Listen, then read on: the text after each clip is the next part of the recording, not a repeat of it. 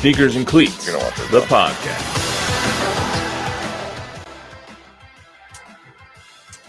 Welcome back to the Sneakers and Cleats podcast. It is Thursday. I'm going to pause this. Here we go. Let's get some Sweet Caroline going on here. Start the pod. Oh, is it Neil Diamond, Sweet Caroline? Of course it is.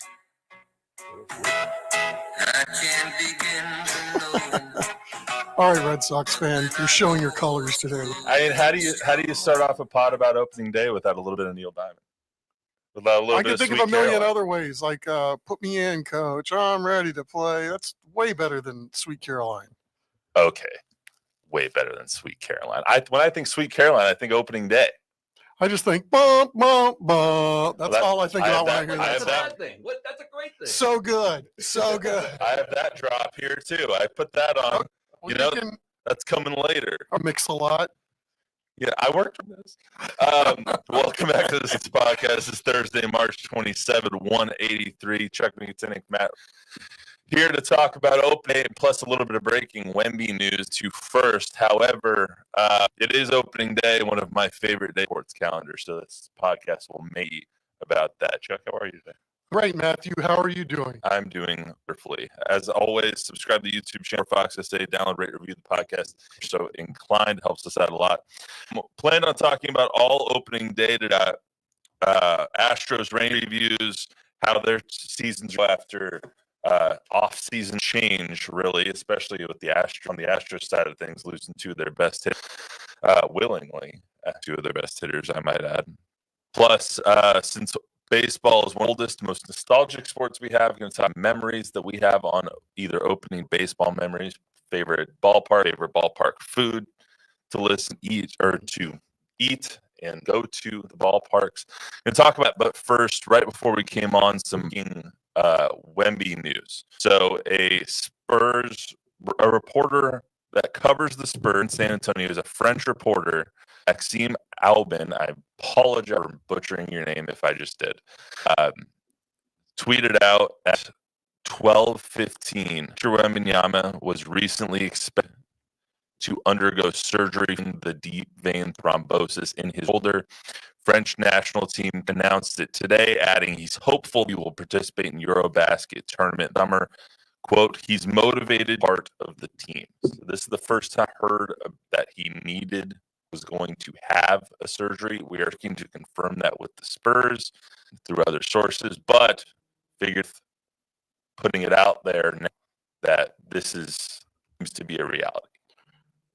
Yeah, I mean, obviously we're all hearing news from this order, and I'm sure it's right or accurate. Out of the blue, a friend of a friend said, "Hey, have you heard anything about Vic's shoulder surgery?" And it's like, no, not at all. We hear it from, and we were sending texts, and I know back.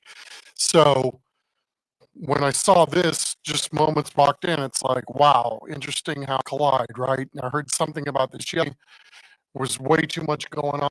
Even try to start to vet it because, again, you have no idea peepings all the time, and you know how much credence any or what value, even though I trust my friends, obviously, but you know, conversation didn't go to where you could really kind of surmise what was going on, and you know, could have been somebody just heard somebody was spitballing. So it sure seems plausible at the point that story is 100% accurate. Luis, please stop breaking the computers over there. Thank you. Yeah, when this all first came about, we heard from so many different doctors saying, is the surgery necessary? Is the surgery not necessary? The one that we talked to, or the few that we talked to, said a surgery isn't always necessary, but we're just looking it up before we came in here about Brandon Ingram. The DVT that he had. Right, and his was related to thoracic outlet syndrome. So, you know, that was a good diagnosis in that the thoracic outlet syndrome was the thing that caused the blood clot. We don't know what caused Victor's blood clot, but in the Brandon Ingram scenario, things have worked out fine. He's able to come back and resume his career. Right, and I wish Don was here to just talk about this a little bit, just because his son had something similar to that, and I don't remember if he's had surgery or not. But we'll talk to him. I think he did. We'll talk to him more about it on Monday. But wanted to get that in because it was obviously breaking news, literally at less than an hour before we came on, and so it wasn't on the rundown. But wanted to get that in here. Hopefully, Victor's okay. And I don't know if the Spurs are going to want him to play in Eurobasket summer, but I don't know if Spurs fans are going to want him to play in Eurobasket this summer, but that's a discussion for another day. Throw your headphones back on. More Sweet Caroline. All right. All right. Let's get back to baseball.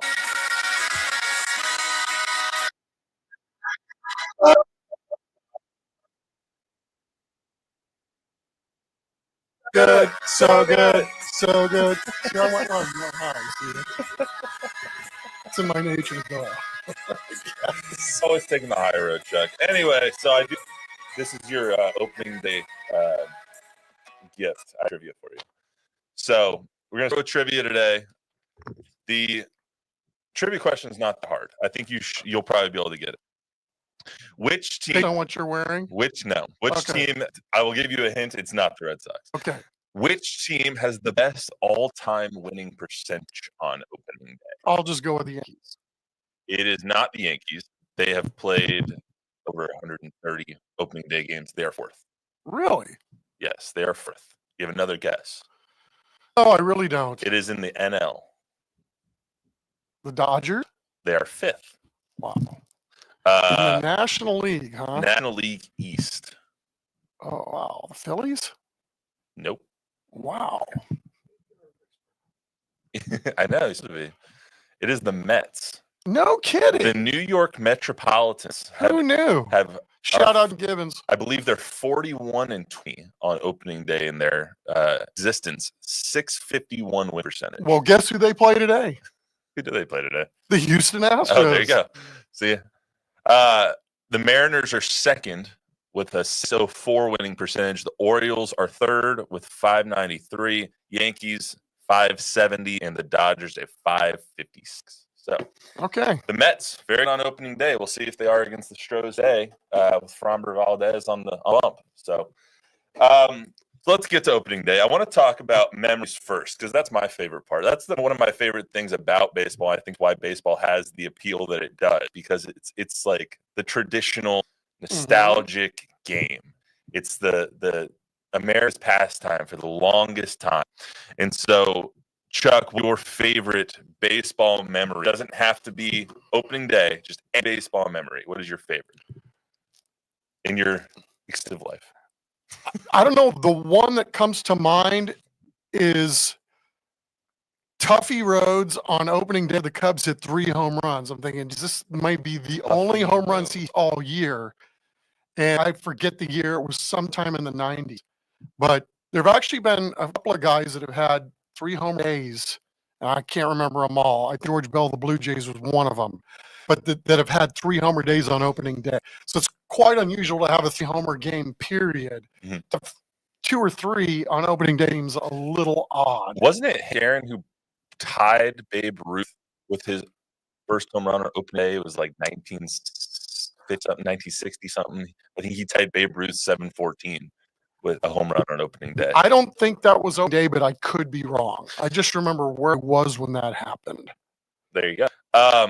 What about your favorite event or favorite game that you witnessed in person? You are a lover of baseball. I am, and I've been to many opening days too through the years just to cover and to report on. I would say, and I'm pretty sure it was opening day, when I was at Texas State, I think it was my first year there, we all road trip with a couple buddies that were from Houston. We went to opening day. It was Will Clark's major league debut, and he took Nolan Ryan deep in his major league at bat. So I would say that's probably it. That's pretty I good. hope my memory's serving me on that because things tend to get distorted a little over time, whether intentionally or not.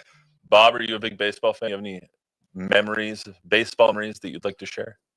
I just remember league. I used to love playing baseball when I was a kid. But I'm not a big ML fan. I'm a Guardians fan, but I like Tribe. I'll put it that way. I love the Tribe. It's hard to follow them here. Yeah. Yeah. Well, it's easy to follow the Browns either. But It's probably harder to follow the Browns, to be honest. At least the Guardians are good. they're so good. They really are. So We're good. front So office. good. Yeah. So good. How about you? Any come to mind? I have a unique memory. So this had to have been 11 years ago. So that I grew up in Southern California, as some and so I always try to go to the Anaheim Red Sox series because that was the really only time I got to see them. They didn't play the Dodgers every year at that time, and so I always tried to go to Anaheim to see them there. And my girlfriend at the time and I got tickets back-to-back days. We were staying down in Anaheim. We went there, went to Disneyland, did a thing. And so they, at this point, had one rain out in Anaheim Angels history because of the weather in California is just always good in the summer. You never get rainouts. The second rain out in Anaheim Angels history was the first game that we went to, and the third rain out was the second game we were going to go to. Kidding me. So, what are the odds? So we're sitting there in the concourse for like hours, just like they've got to get the game in, right? They've got to. It's like a June in Southern California. Never got the game, and so we didn't get to see the Red Sox. Hey, one of our reoccurring visitors for this podcast, Robert Smith. What's up, Robert? What's up, Bob? He's got a memory. He says I got a couple. One was during the Barry Bonds craze. Okay. When ESPN would cut in on his at bat, and I was stopped late night watching that at bat, and it was something pitch and adventure. Damn right. That sure was the case, man, during that stretch. CTV. What about favorite stadium you've ever been to? That's a hard one because I like a lot of stadiums. I like them all. I can give you like my sneak pick would be Kansas City. I love Kauffman's great. It really is. You cannot go wrong with either Wrigley or Fenway. Never been to either of those, fortunately. I would say my favorite ballpark right now has got to be San Francisco. Also a great ballpark. I mean, that's with the backdrop and everything else. That is good, clean living right there. If you ever get a chance to see, is it still AT&T Park or is it no? It's renamed now, but it's still gorgeous. That I do know. I mean, I've been to like a half dozen games there in my life. I mean, just the most random thing. They just get better, man. Those games in that ballpark hit different because, especially with McCovey Cove right there, you see a ball fly over the wall and you see the kayak try and get it. It's phenomenal. Yeah, and San Francisco really doesn't get enough credit for being a really good sports town too. I mean, those fans are into it, and it helped obviously when you won 3 titles in a span of 6 years. I think galvanizing a fan base. That's a great place to watch a Major League Baseball. I've only been to a handful of stadiums, 6 of the current 30 that are in existence. Anaheim is cool, but I like Anaheim. It's a little outdated now. I love Kauffman.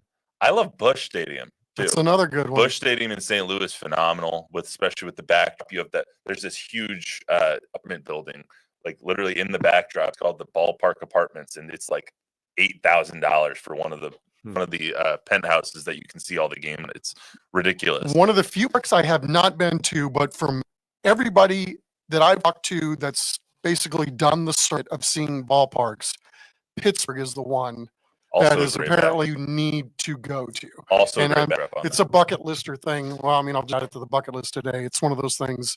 I'm going to get there at some point. Hopefully, long enough to do it. It's not Major League, but my favorite place that I ever saw a ball games here in San Antonio when the Missions used to play was at St. Mary's. DJ Keefe? Yeah, that was fun too. An amazing place to watch. Wolf Stadium.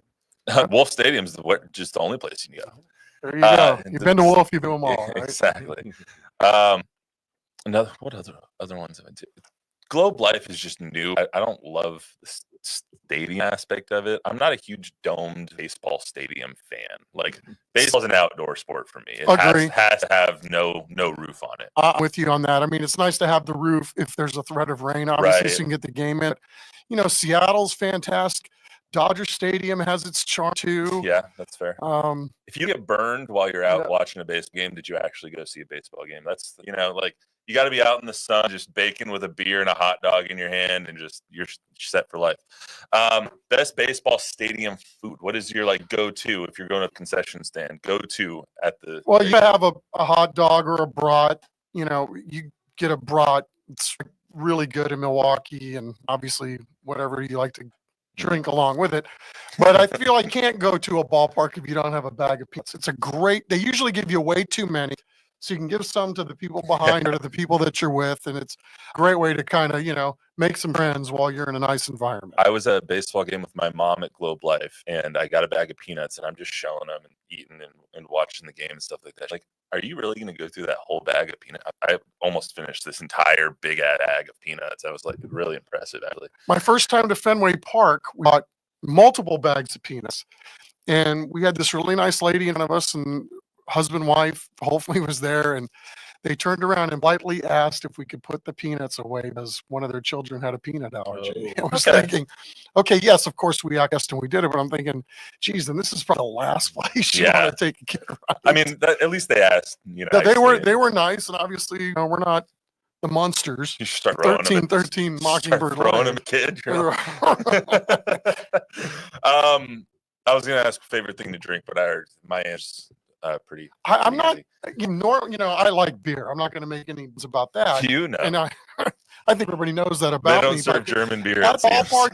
That's right. At the ballpark, though, it's usually a soda. I mean, I don't know. Just the soda tastes better with it for some reason. Would you participate in the 999 challenge? No, I don't even know what that is. 9 beers, 9 hot dogs, and 9 innings. No. No, anything that is that gluttonous, it is instantly a turn off. I mean, if I overeat, I feel sick. I'll do either or. I would drink 9 or eat 9 hot dogs and 9. I'd have better shot at the 9 beers than I would the 9 hot dogs. Oh, the 9 beers don't stand a chance. those things are done. Anyway, so I wanted to start off. Please drink responsibly. Yes, please. Yeah, I was looking online. It says that Citi Field, the New York Mets have been rated to have best food. Really? Yeah. Huh. Yeah, I mean, the ballpark food in Arlington and in Houston, I think, is pretty good. See the new thing that Arlington just did? You know how they had the boom burrito? stick? Well, they had the boom stick, the 24-inch hot dog. Now they have the boom burrito, stick burrito, 24 inches burrito. And it's probably so $900. Yeah.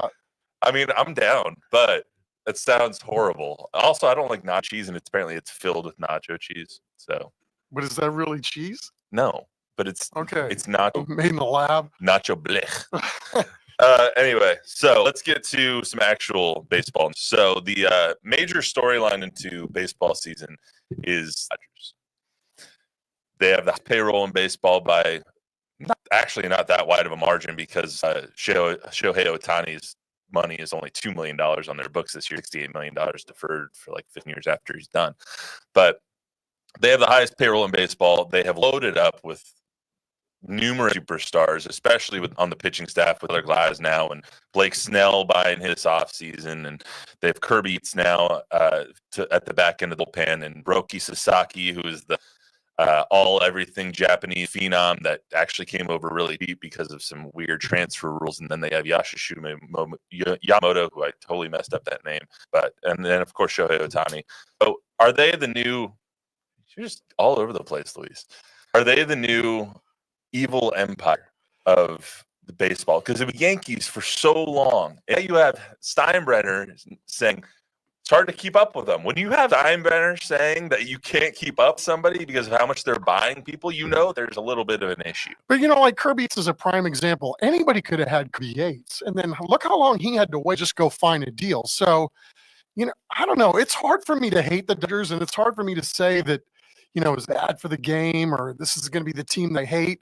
Because, I mean, who on their team is infinitely hittable?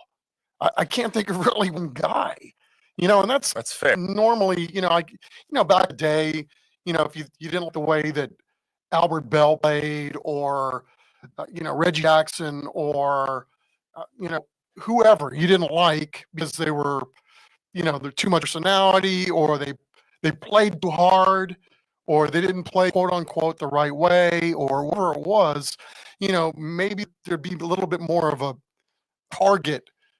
But I can't think of anybody. I mean, how do you not like Mookie Betts? I mean, how do you not like? As a Red Sox fan, I love Mookie Betts, and I'm really sad he's not still on a game.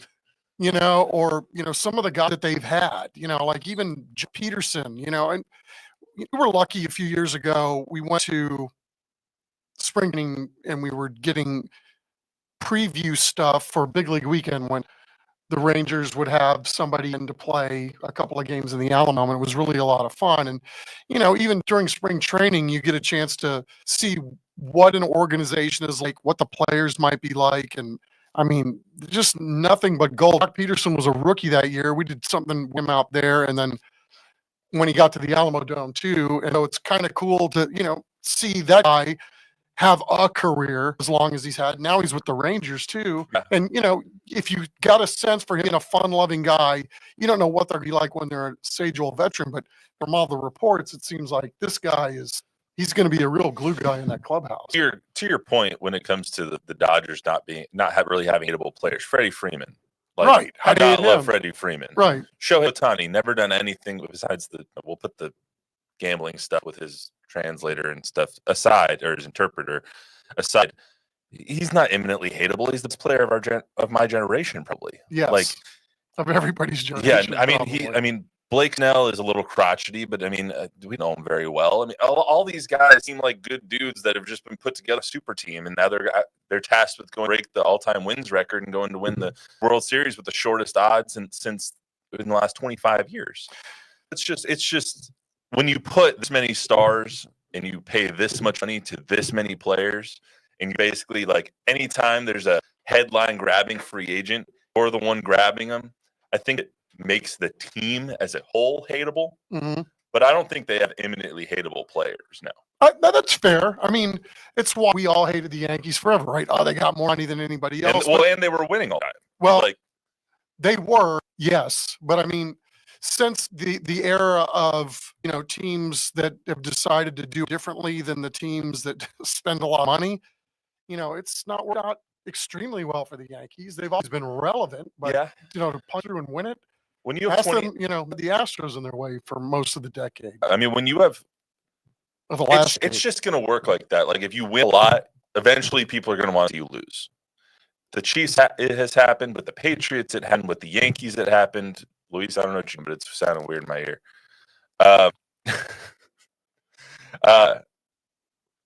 With the Yankees happened, with everybody, now the Dodgers, like, now that they're the ones that are at the mountaintop, somebody wants to see somebody knock off the mountaintop. Yeah, and I mean, look at their division. I don't think it's going to be a cakewalk by any stretch of the imagination. Nobody's going to hand them anything. We'll get to the odds here in a second. They're over-under on their win total is 103.5. People are 103.5. What people are acting The Rock.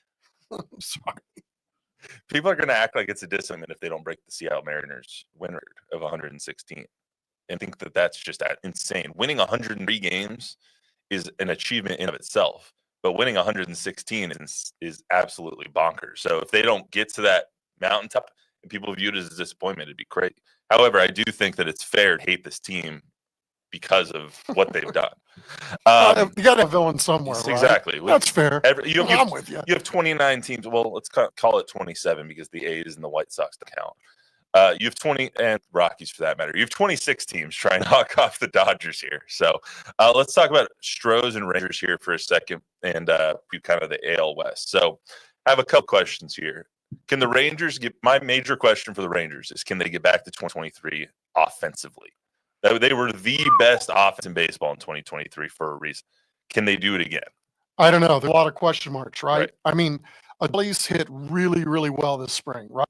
And you're thinking, okay, whatever I knew him last year, he's going to flip that. He worked hard in the offseason. So let's give him a pass there at his position in the lineup. They're going to be better there. Is Corey going to be fully healthy? I mean, he's DHing today, not even playing shortstop. Is he going to be able to stay at a level that he's been doing offensively? I mean, it's probably not fair to ask these guys to do the same thing over and over and over. I mean, they're expecting it, obviously, but at some point, is it going to be sustainable another year? Same with Marcus Semien. Can Josh Young bounce back after an injury plagued last season? There's Ian Carter. Look at how good he was in 2023, not even in the big leagues. Yeah. So, there's a lot of question marks. The Rangers, I mean, they're going with Kumar Rocker and Leiter in their rotation. And those guys won no games last year. Leiter's ERA was 8. So they have a lot of questions. Now, I think there's a potential for this team, but to me, they have as many questions as you could possibly imagine going to the season. I like what they've done. Like, even I saw today, Josh Young bought like really nice goodie bags for everybody they're trying to galvanize the room and, make us one against the whole world. I think that's going to have value too. But, are they going to be able to find enough pitching bodies that are healthy, and can the offense back? I really don't know. I think the catalyst might be the young man that you just talked about, Josh Young. When he started so hot last year, that team had so much potential. As soon as he went down, the offense kind of took a crap. And then he never really got back to what he was doing late in the season once he came back healthy, even after all the sacks that he had, because he was supposed to come back at like 6 to 8 weeks, and it just kept being put off because his wrist didn't feel right. Well, and so hopefully he comes back healthy. To and your they point, have that at third base. Yeah, he came back because he is, as long as they were still alive for any sort of a playoff push, there was no way the organization was going to keep him off the field. To tell you how bad that injury was, he needed another procedure off season to help fix what was broken initially, the wrist, however many months that was earlier, 5, 6, 7, 8 months, whatever it was. So, yeah, he's huge in that lineup. Now they went and they've got a couple like bats during the off season, but they need Josh to be Josh, and hopefully he healed up and he's ready to go. Absolutely. And as far as the pitch staff goes, I feel like they don't have a healthy Jacob deGrom. They don't have the depth to replace him season. No, that's for me, that's a given. Like, they have to have deGrom. They have to have him. You got to have him for 150 innings. You got him. I think what they're going to do is let him pitch to start, and then, see how he does. But, they're going to let him miss starts during the season to try to load him properly, so that if they are in a position in late August and September to either A, sustain what they have, or to make a push towards something, but they're going to have to slow build him a little too. It's been a while since he's really gotten back and, to build up the stamina to pitch a whole season. One thing that does give me some confidence when it comes to the Rangers is their manager, Bruce Bochy, who's done this for many, many years. And last he won the World Series was with the Giants. And guess what happened after they won the first World Series? They sucked the year after. What happened after that year? They won the World Series. Right. So we'll see what happens with it, because that happened twice or 3 times. It did happen 3 times. Won the World Series, sucked. Won the World Series, sucked. Won the World Series. So maybe that happened. Did the same thing in Texas, right? Exactly. Maybe that happens again this year. Very good last year. And even though they weren't very good last year, they still were still competitive. They were competitive in every game. And Chris Young, their president of baseball ops, he gave a press conference earlier this week. And he was kind of giving the lay of the land, and I think he's taking ownership of the fact he thought that at some point things were going to start happening. And then they didn't, with all the injury and everything else. They just never really could get into a rhythm as a club. And I don't think he's going to allow that to happen this year. I think if something's not looking much right, I don't know that there's going to be a leash for some of these guys to figure something out. I don't think they're going to season thinking, well, we're just going to hope we're doing well by July and we'll decide what we're going to do. I think there's going to be a lot of guys that have eyes on them. If you're not producing or you're not pulling your end of the rope, I think they're going to pivot. As far as the Astros go, how do you use Kyle Tucker and Alex Bregman? Well, you can start by what looks to be like Cam Smith, right? You've got a 22-year-old kid that has 32 minor league at-bats, and we didn't know who this guy was, right? He comes over in the Kyle Tucker trade, and I know when I was looking at it, it's like, okay, you can see you got Paredes, they got a pitcher, and then they got this kid, but he's just right out of college. Okay, this is the deal. You got Paredes going to be a starter. He's a really good player, but this guy doesn't look like a throw-in at all. You've seen him. He's big. He's athletic. He looks baseball-y with the twitch and the swing. And he's a third baseman by trade, and they stick him in the outfield. He finally made an error in his first one of the spring. In right field, he looks like he's been there his whole life. I mean, this dude is an athlete. He's got the right demeanor. I think an infusion of youth, a guy that isn't just youthful, but a guy that potentially has damage, I mean, or can do damage. This dude led them in homers and RBIs. I don't know. I'm excited to watch him in the environment today as I can remember anybody, because I think for 2 seconds, this guy, like when this all starting to happen, it's like, this is great. This is giving the Astros something to look at. But to think that they've started his contract clock, again, I'm not going to tell these guys how to run their business. If they see it in him, I'm going to give them the benefit of the doubt. I got a lot more concern about the Astros than I do the Rangers this year, because I've seen both teams do it. Obviously, the Astros have been one of the perennial contenders last decade, and the Rangers just won a World Series. But the depth isn't there for the Astros anymore when it comes to their pitch staff, when it comes to their lineup.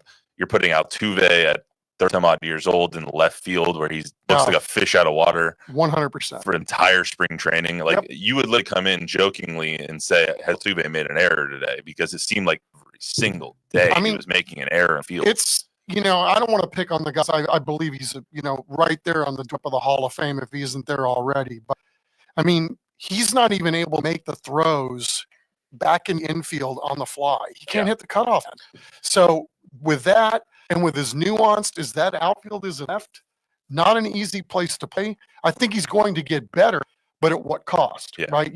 This is going to be a very interesting experiment.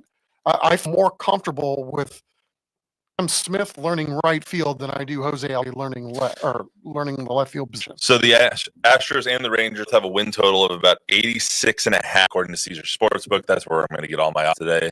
So I don't, I go to DraftKings, but I'll do one today. So 86.5 is both of the over/under win totals. Rangers over or under 86.5 wins. I'll give them over, and I'll give Astros too. Astros and Rangers, 87 wins or more, basically. Yes. Well, let's go to predictions then. Sorry, Louie, I know you're busy over there. Let's go to predictions. So, AL West, we'll start there since the AL West is what we've been discussing already. The Astros are the favorites at Caesar Sportsbook to win the AL West. They're plus 170. The Rangers are right behind them at plus 180. Mariners plus 210, and then the Angels and A's bringing up the rear. So, who wins the AL West? And flip coin, right? I'm going to go with the Mariners. That's really interesting you said, because I was going to too. I don't think I have that pitching staff and don't win enough games because they're going to have a chance to win every game. Right. I'm just like last year, right? They had no offs, and yet there they were closing weeks with a chance to either A, get into the playoffs, B, win the division, right?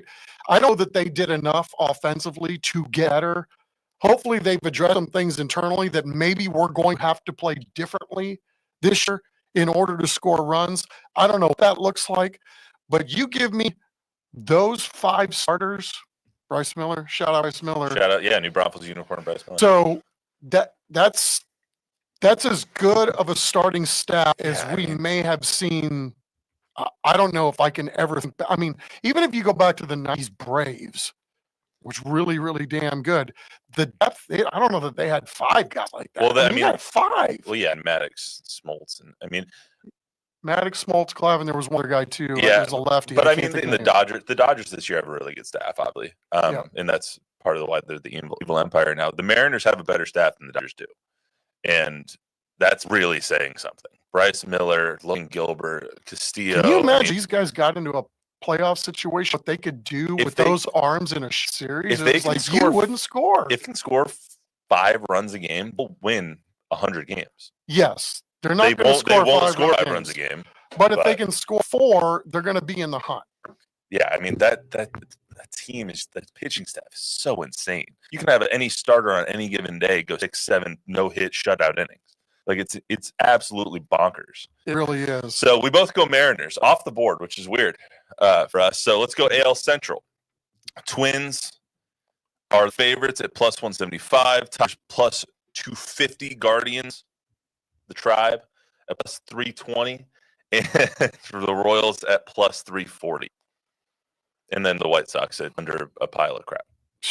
Twins are hard to. I secretly kind of root for them. I kind of like the way they do their biz in a lot of ways, but I don't know. My heartstrings are tugging on me for Kansas City. I hope at some point that kid from Florida we saw last year in the College World Series that they sent to Double-A, which by the way, they're supposed to play the Missions, a Castellon kid. Mhm. Like that guy too, man. Like he's He'll make the eventually this year. American version of Shohei. I mean, and this guy, he looks like Cam Smith at the plate. Jeez, what a talent! I cannot believe that guy did not the team out of spring training. But then I can when I manage the books. Yes, that's how it works. Absolutely. I'm going to go Royals. So you're going Okay. Royals? All right, we're 2 for 2. Yeah, we're both. This is bad. I'm gonna go with I Royals. apologize to the Mariners and the Royals because cursed both of you. Yes, we're we both have. one, Jordan's team. 2, I picked them last year, and they were my dark horse, and they barely lost the division last year. They went on a slide in September that just cost them the division. Still made the playoffs. Great. But Bobby Witt is going to show himself as the best player in the AL this year. I truly believe that he will be the best player in American League. And Royals have done something that the Angels never could with Mike Trout, and they've proven that they don't want to have a great, huge superstar on a middling roster. They've tried to prove this roster as much as they can in a mid-sized market. I think that it'll show. Yeah, he took probably less money that he would have gotten in the open market. So kudos to him for thinking that it's important that you can be the face of a franchise in a town and it still be great for baseball. Absolutely. AL East, my pick's going to be pretty obvious. I'm going to go with the Red Sox. They're plus 250. These are favored at plus 160. Orioles are third best odds at plus 275. Rays are plus 900. Blue Jays plus 1100.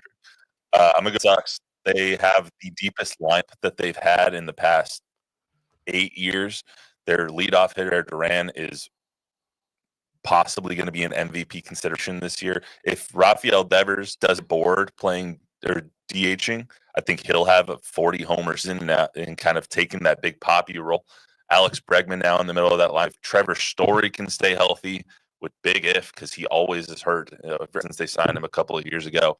And then they have the three-headed monster of prospects. They have the second best, fourth best, and 26th best prospects who are all MLB ready in their farm system. Christian Campbell is actually starting at second base this today on opening day. He's already called up to the majors. So I think they have one of the deepest lines they've ever had. I think that they did a lot to show up their pitching depth. Jared Crochet is going to be a Cy Young candidate as long as he stays healthy. Walker Buehler, we'll see he has left in tank.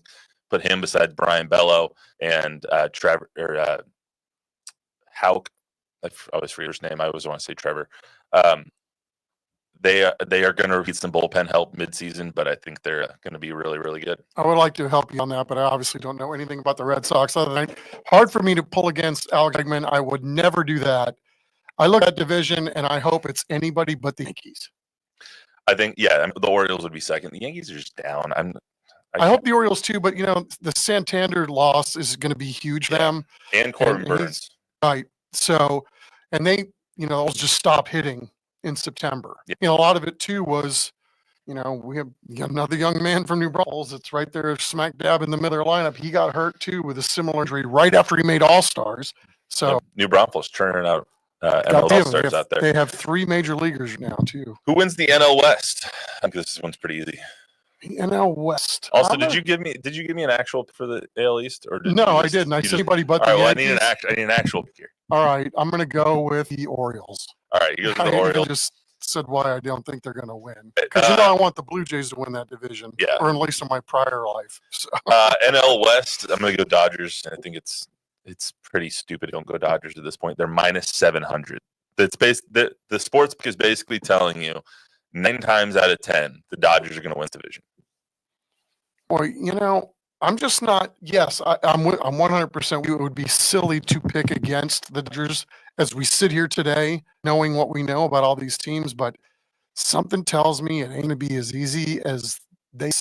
I shouldn't say they because I know they know it's going to be easy. But like everybody is saying, it's them, and that's only them. And we have no idea if Shohei can stay healthy for an entire season. That's been really rough on him. So I don't know. I'm going to go with the San Diego Padres. Interesting. Just My for next no pick other would reason. be my next pick would I like be the way D-backs. the D-backs do their business. I just love Torey Lovello. I really do. He's a great dude. Yeah, He's and another sharp organization that does their business very well. absolutely. NL Central is an interesting division. I'm going to go with the Reds. Okay. I think that the Reds and Ellie De La Cruz might be the MVP this year if Shohei Ohtani gets hurt. He sure is fun to watch. He is so much fun to watch. You would pay hard cash to watch him play ball. 100%. I know I would too, and I can't believe how big that guy is. Oh my God! You saw him at the Star game last year. Like, holy cow, who is that? Is that freaking JJ Watt? Yeah, he's a monster at shortstop. But I'm gonna go Reds. I love Terry Francona is my guy. Like Tito is. I will always root for a Tito managed team. So Terry Francona, I'm for you. Even when he was with the Gardens. I don't know anybody that doesn't like Tito. Yeah, he's just a baseball dude. We had Tito here for Big League Weekend. I mean, that's what's so cool about what was so cool about having that event here is, getting to rub elbows with maybe people that you wouldn't necessarily have had a chance to otherwise. Yeah. Red Sox legend, Terry Francona. All right, NL Central. You have the odds in your packet, right? You keep looking over at mine. No, I know, but I can't see either because you're covering up my glasses. I'm going to go the Brew Crew, man. I mean, there's another team, another organization that does their business right, and to go to sleep on the Cubs. I mean, I think adding what they added, there's a lot of juice there, and that division, top to bottom, could be won by really any of those teams. But I'll go with Milwaukee just as a matter of recent history. Luis, you're a little behind on the Supers. NL East now. NL East. All right, NL East. Braves are the prohibitive favorites at plus 110. Phillies plus 215. Mets 225. And then the Nats and the Marlins are behind that. That should say plus 800. I'm going to go Braves because even though they had the worst injury luck last year, Spencer Strider gets hurt 4 starts in. Ronald Acuna tears his other ACL. Even though they had some of the worst injury luck, they won over games. Like, they are just a well-built team and a well-run organization. If anybody is going to knock off the Dodgers, it's going to be the Braves. Yeah, and then, the Mets were right there last year, too. Juan Soto of it all. Yeah, and then the Phillies have grit about them and team with probably the best collectively head of hair of any Major League Baseball. I'm going to go with the Phillies simply because of that. I love it. Now we're going to get to the NL pennant. So who wins National League, Chuck? Oh, geez. See, this is the problem with picking winners. Who wins the National? I'll go with the Dodgers because they'll make it as old card. I'm going to go Braves. The Dodgers do not make it to the World Series. The evil empire slain. The return of the J. I'm just putting any Star Wars references that can get in here. I think I love the Braves. I love the way that this is constructed. They have a great bullpen. Chris Sale was a revelation last year. I'm pretty pissed that he couldn't do that for the Red Sox and that he did that when he was traded to the Braves. But I digress. I love Chris. And help us get a World Series in 2018. However, I have to believe that it's not as simple as creating a super team and just sending them off to the World Series. I have to. It has to be something else. Is Dave Roberts going to be able to manage all the personalities? Is injury luck going to be on their side? I don't know. But just to have some fun, I'm with the Braves. I like that. I'm with you. I mean, this isn't as easy as – that's the beautiful thing, right? This time of year, everybody's got a chance, right? You never know what's going to happen, who's going to start clicking. And I just know it's not be as easy as simply penning the Dodgers down and getting to the World Series. At least I hope that's the case. American League. Oh, jeez. I'm going to go Red Sox. Trick questions. I'm going to go Red Sox. My second pick, and you can call me a homer all you want. I love the way that this Red Sox team is constructed. My second pick would be the Royals. I love that team is constructed too. Well, I'm going to hope the Rangers or the Astros. And you want me to flip a coin? No. Well, that means they're both going to make it as wild cards? Yeah. I think that division's going to be a 3-team division. Yeah. Okay. So you think it's going to be flipping and Astros or Rangers? Oh, man. They're going to tie Game 7 and they're going to play in perpetuity. So they have to send them both there and they're going to play a round robin. Okay. Who wins the series? The Dodgers. I mean, you're asking me to pick, right? So I mean, have a heart out there, people. I have no idea. I don't have a crystal ball. I hate these things. I do. The Red Sox are going to win the World.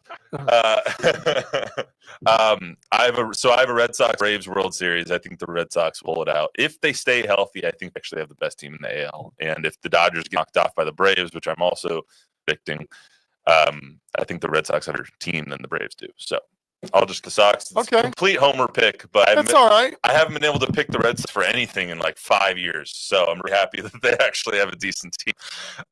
Major award winners. I'm just going to give you mine. I know you might not stamp yours. You might not have about it, but there's the list right there. I have it. AL MVP. I'm going to go Bobby Witt.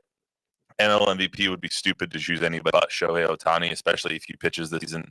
AL Cy Young, I'm going to Jarrett Crochet. If the Red Sox make it World Series, that means that he performed lights out and that the trade was worth it this offseason. NL Cy Young is where I don't know, but I'm going to go Paul Skeens just because it's fun. Well, just because that's a pretty safe bet. I think it's a safe bet too, as long as he stays healthy. So I'm going to go with Bryce Miller in the American League. That's the thing I would, make differently because talk about a homer pick. Bryce it is, but also because I have eyes to see, and I watched a lot of his starts coming down the stretch last year. I like that he makes in-season adjustments, teaching himself new pitches, and he's one of those guys that's always evolving. If he stays healthy, look that out. Love it. All right. Anything else on open day here? No, looking forward to it. Yeah, first game starts here in just about 5 minutes. So let's get out of here. Everyone enjoy the baseball season. We'll be back right here on Monday with more Sneakers and Cleats. See you then.